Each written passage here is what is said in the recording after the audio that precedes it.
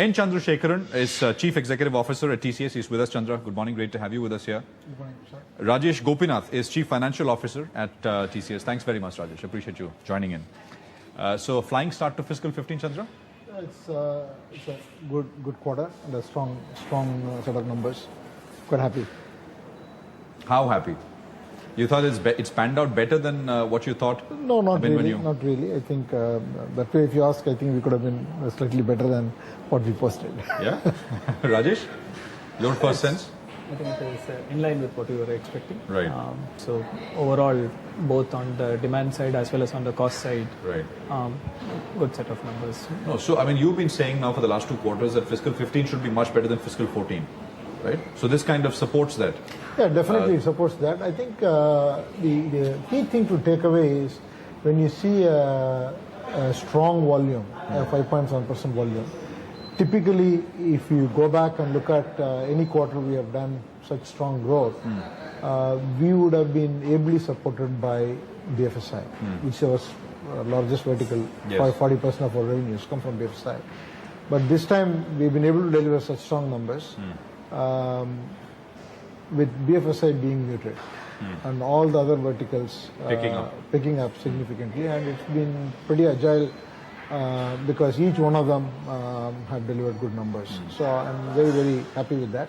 The second thing is we have also not got any support from SI or equipment-based revenue. That portion of our revenue has come down, both on a sequential basis and an annual basis.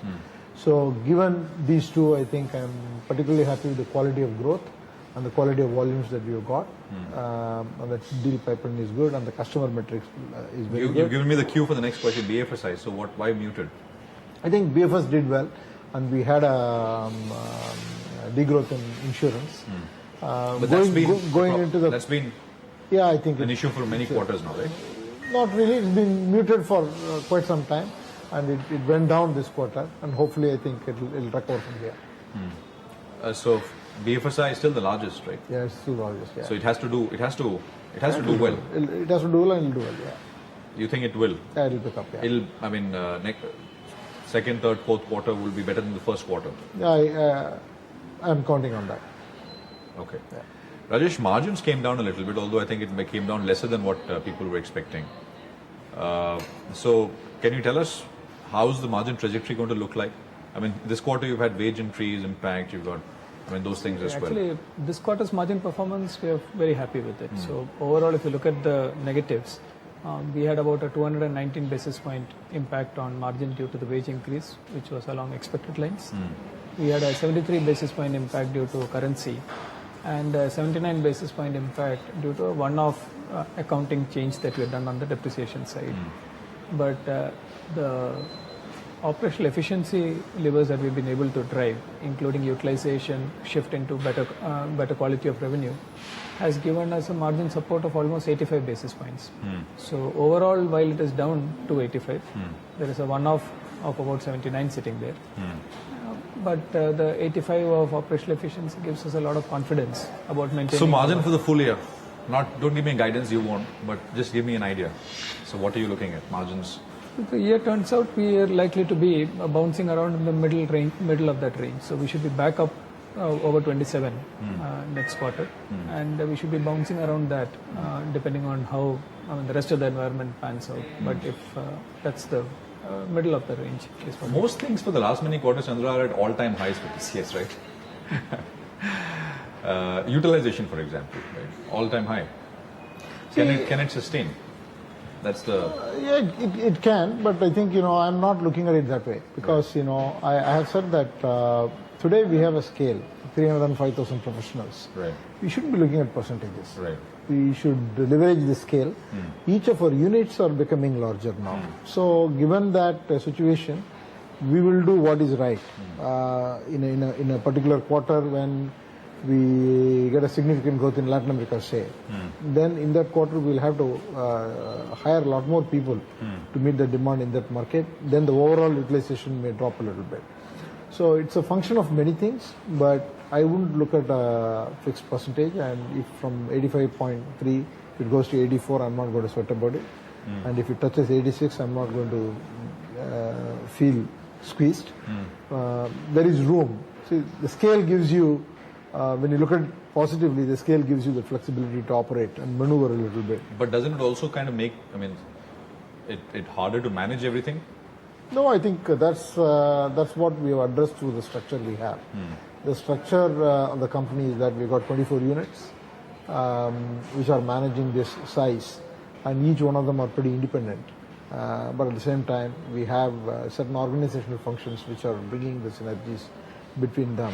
And we seem to have got that model right, and we seem to be working exceptionally well as a team. Like one of the analysts wrote today that we are working like a German team.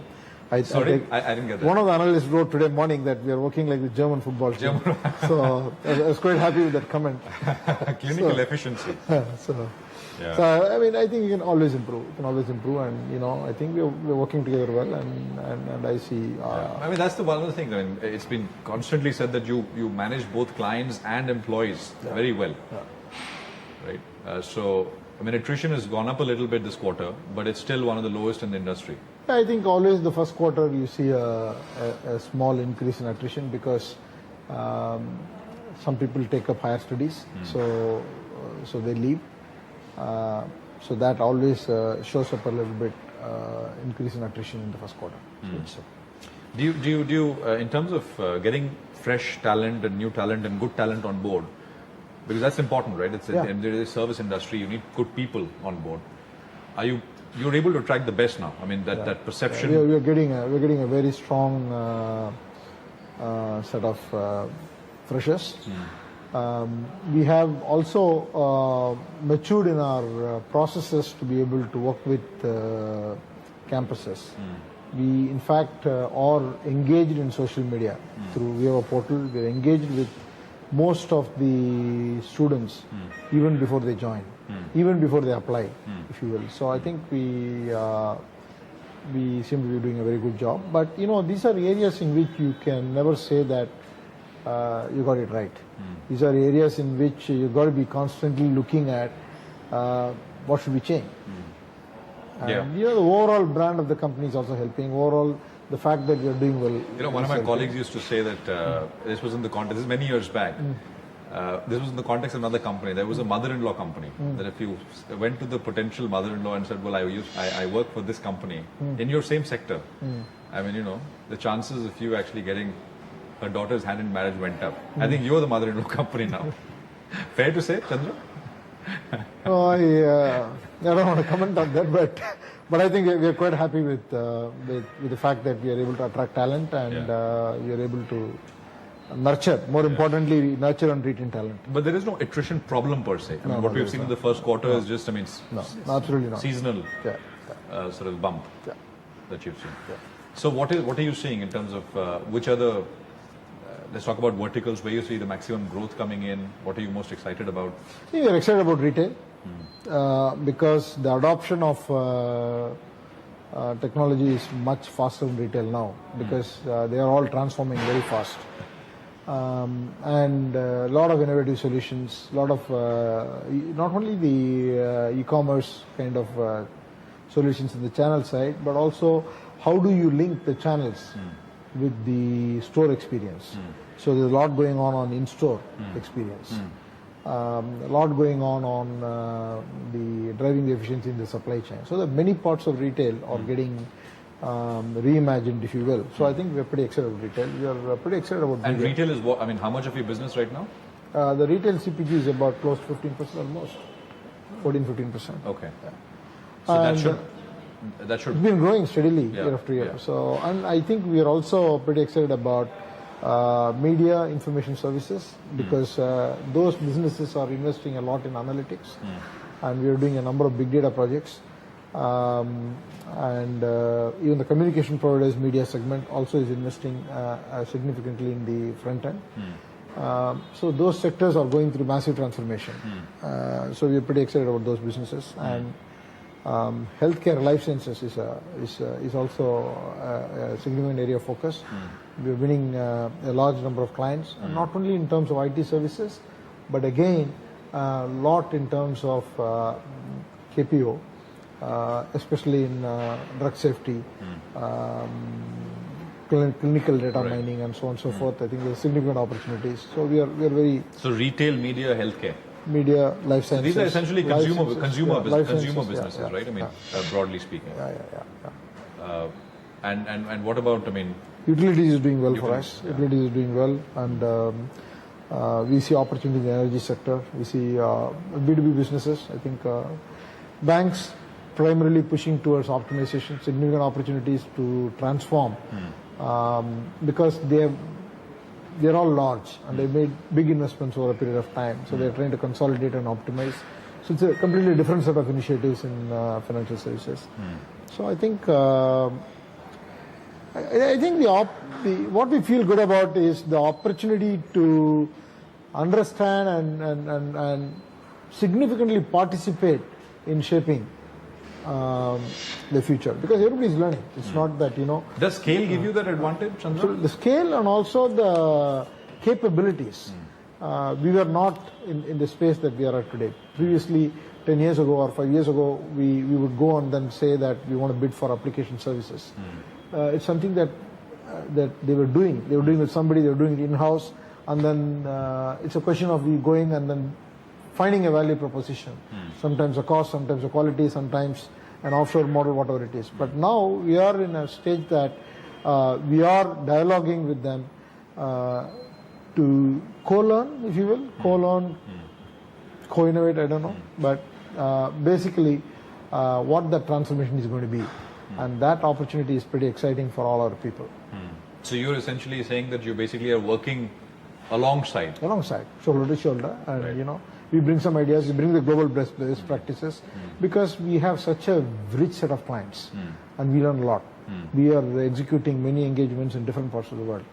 So when we go to a bank, we are able to bring the perspective of what's happening in Australia to Brazil to Colombia to but New the York, challenge, and I think that's where I think your role has been much appreciated, is bringing all of it together, right, It's and very doing it important. effectively. Yeah, at the end of the day, And because the scale at which you operate, that's I mean, it's so that's what it huge. is. To bring all of it together and effectively, yeah.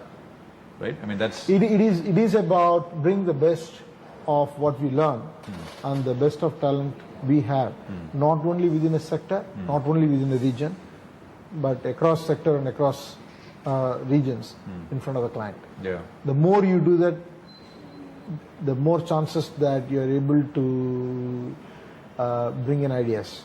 And also, the more the chances that you're seen as a partner. Absolutely, as a I mean, partner. as Absolutely, a- absolutely, I think absolutely. We strive that's- to do that. We strive to do that, and you never get it perfect, but you got to constantly strive, and everyone knows that that's what we are trying to do. Rajesh, from the CFO perspective, what is the big challenge that you face? I mean, are there any? As of now, no major challenges other than environmental aspects that could come up. So currency definitely is something that we keep a close watch on. We use hedging to cover the short term, but from a longer term perspective, currency is an area. Inflation is another area because core inflation, we are hoping that it goes down and stays down. Otherwise, political environment, so which could impact. That's picked up. That's improved. That's overall improved, but it's an area that so it's more of environmental factors. The underlying business drivers remain healthy and robust, so we're fairly confident on that.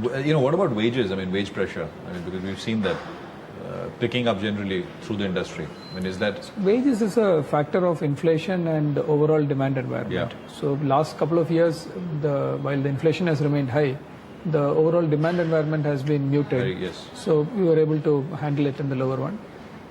This time we are given a higher wage hike, more also a ratification of our performance and a desire to share it with our larger set. Going forward, if the demand environment picks up and the inflation continues to remain high, wage pressures will continue to move up. But you don't know. You got to deal with that. You got to I mean, deal with it that's as it comes. healthy start, fantastic start. Thanks very much, both of you. Chandra, appreciate it. Good luck. Rajesh, appreciate you dropping by and sharing those thoughts with us. Thank you very much. Thank you, Prashant. Nice talking to you.